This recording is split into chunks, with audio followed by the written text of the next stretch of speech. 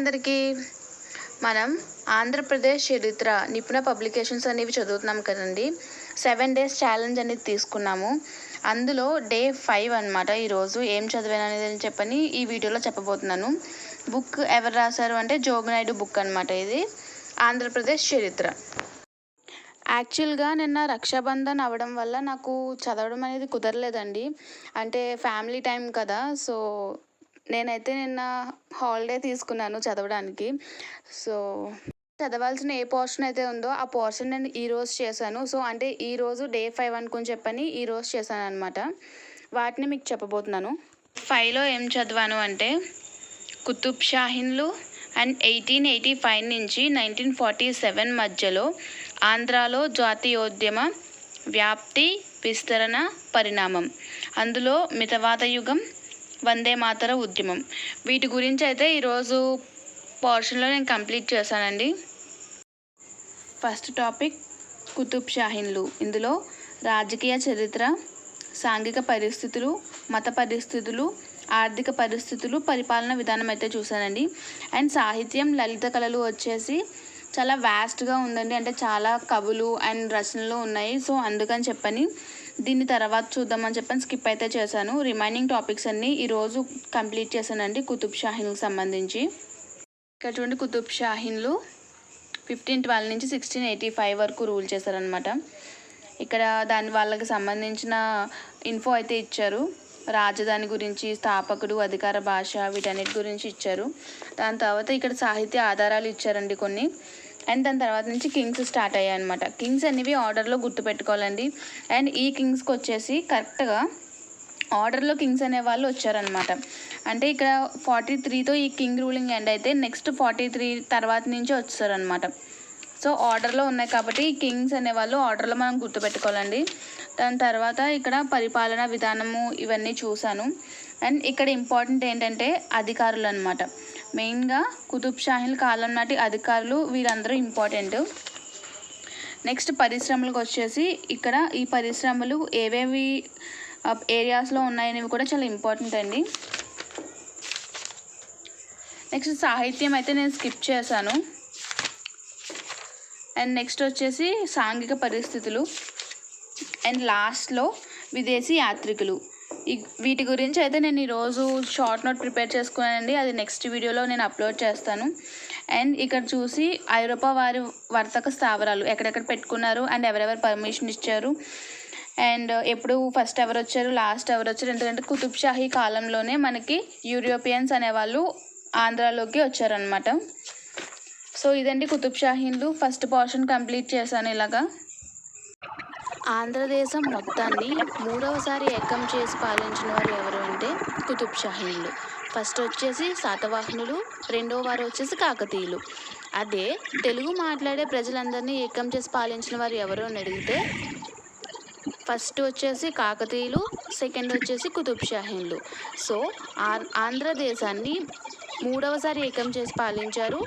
And Telugu మాట్లాడే ప్రజలందరినీ 2వసారి ఏకం చేసి పాలించిన వారు కుతుబ్ షాహీన్లు. కుతుబ్ షాహీన్ నుంచి నేను అడగబోయే క్వశ్చన్ ఏంటంటే బసాతిన్ ఉస్ సలాబత్ అనే గ్రంథాన్ని రచించింది ఎవరు? దీనికి మరో పేరు కూడా ఉందండి, దుస్తూర్ ఉల్ అమల్ అని మరో పేరు కూడా ఉంది ఈ గ్రంథానికి. మెయిన్గా బసాతిన్ ఉస్ సలాబత్ అని చెప్పి అంటారు.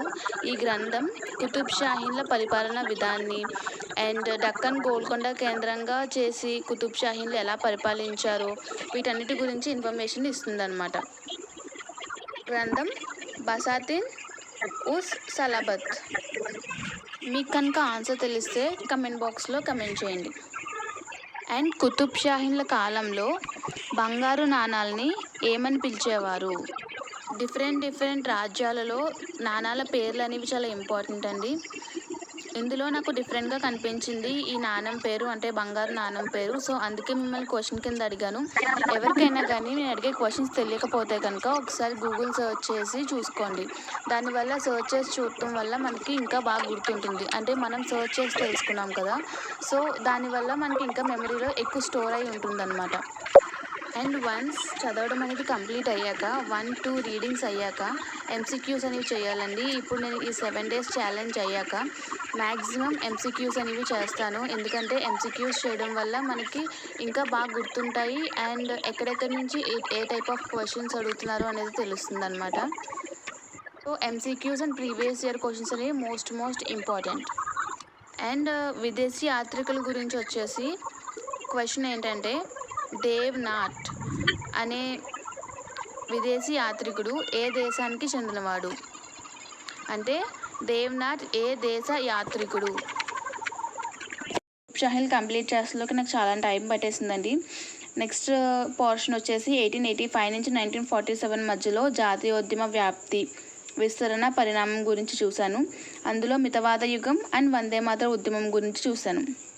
1885 నుంచి 1947 మధ్యలో ఆంధ్రాలో జాతీయోద్యమ వ్యాప్తి మరియు సామ్యవాదుల పాత్ర.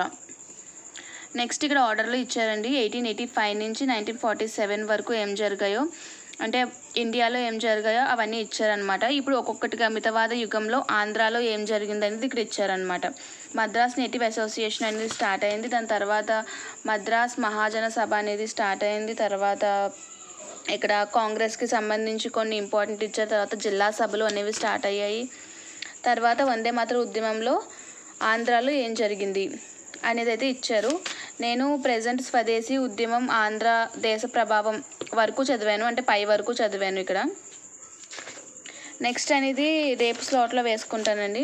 ప్రజెంట్కి అయితే నేను ఇవి కంప్లీట్ చేశాను.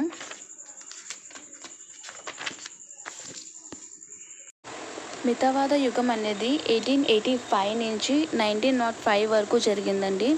అంటే స్వదేశీ మూమెంట్ లేదా వందే మాతర ఉద్యమం రాకముందు వరకు.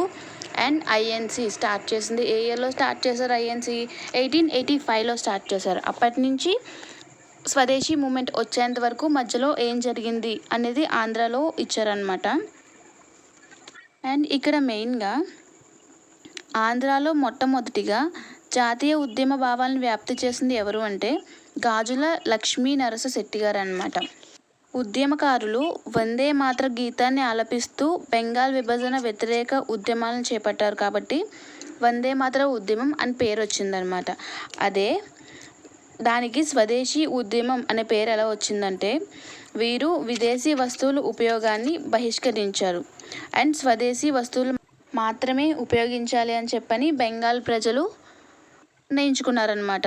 అందుకే దీనికి స్వదేశీ ఉద్యమం అనే పేరు వచ్చింది. నెక్స్ట్ 1905లోనే జపాన్కి రష్యాకి ఒక యుద్ధం అనేది జరుగుద్దండి. ఆ యుద్ధంలో రష్యాని ఓడిస్తుంది అనమాట జపాన్. అంటే మనకి వందే మాతర ఉద్యమం జరుగుతున్న సమయంలోనే 1905లో జపాన్కి రష్యాకి యుద్ధం జరుగుద్ది అనమాట. సో ఆ సంఘటనకి మన భారతీయులు ఎంతో ప్రభావం చెంది మనం కూడా బ్రిటిష్ వాళ్ళని ఓడించగలమని చెప్పని పోరాటాన్ని స్టార్ట్ చేశారు. నేను అడిగే క్వశ్చన్ ఏంటంటే దత్త మండలాలకు రాయలసీమ అనే పేరు ఎవరు పెట్టారు? ఈయననే ఆంధ్ర తిలక్ అని కూడా అంటారనమాట. అంటే దత్త మండలాలకు ఎవరైతే పేరు పెట్టారో ఆయనని ఆంధ్ర తిలక్ అనే బిరుదు కూడా ఉందన్నమాట ఆయనకి. మీకు ఎవరో కనుక తెలిస్తే కమెంట్ బాక్స్లో కమెంట్ చేయండి. ఈయన చాలా ఇంపార్టెంట్ పర్సన్ అండి. వీడియోని లైక్ చేయండి అండ్ ఛానల్ని సబ్స్క్రైబ్ చేసుకోండి. నెక్స్ట్ వీడియోలో మళ్ళీ కలుద్దామండి. బాయ్ అందరికీ.